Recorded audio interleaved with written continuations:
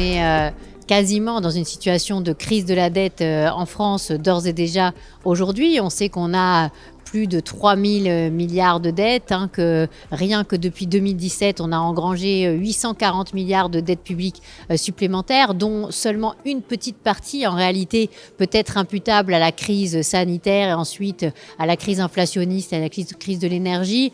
On peut dire que c'est autour de 200 à 300 milliards qui viennent vraiment des crises et ensuite, le reste, en réalité, c'est de la dette supplémentaire, de mauvaise gestion. Ce vers quoi on se dirige là, avec les 3 programmes que nous avons chiffrés, c'est d'une part pour l'équipe gouvernementale qui est menée par Gabriel Attal, c'est plutôt l'idée de continuer un peu ce qui était prévu. Donc ça fait que finalement, ils amélioreraient un peu le solde à l'horizon 2027 de 4 milliards de mieux, c'est-à-dire 4 milliards de déficit en moins. Donc ça, c'est pour le programme de l'équipe gouvernementale, du gouvernement actuel, on va dire. Ensuite, il y a le programme du nouveau Front populaire, où là, on est dans une promesse, une logorée de dépenses supplémentaires qui sont pas finançables. On a additionné toutes les dépenses qui sont prévues dans leur camp.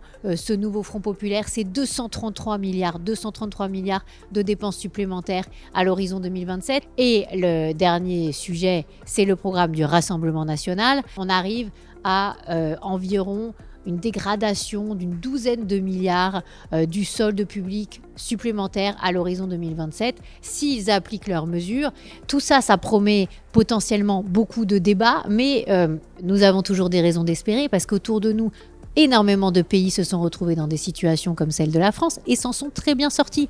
Faire baisser le déficit public, faire baisser la dette, retrouver de la compétitivité, relancer l'emploi marchand, tout ça, c'est tout à fait possible. Mais ça demande un certain consensus entre tous ceux qui veulent vraiment l'intérêt général. On peut sortir par le haut plutôt que sortir par le bas. Ça s'est passé dans plein de pays autour de nous. Il suffit de regarder comment on fait les pays comme la Suède, comme le Danemark, comme l'Allemagne, comme les Pays-Bas, pour gérer mieux leurs finances publiques, pour inciter au travail, parce que le fil rouge, ça doit être le travail. Et d'ailleurs, plein d'entrepreneurs le montrent tous les jours en se battant dans un contexte très difficile en France. Donc ne perdons pas espoir et faisons passer les bonnes idées, parce qu'à un moment ou à un autre, de toute façon, il faudra les appliquer puisqu'on sera vraiment au pied du mur de la dette. On y est presque. Donc, il y a quelques semaines peut-être avant de se dire qu'on va pouvoir à un moment avoir le bon débat pour la France.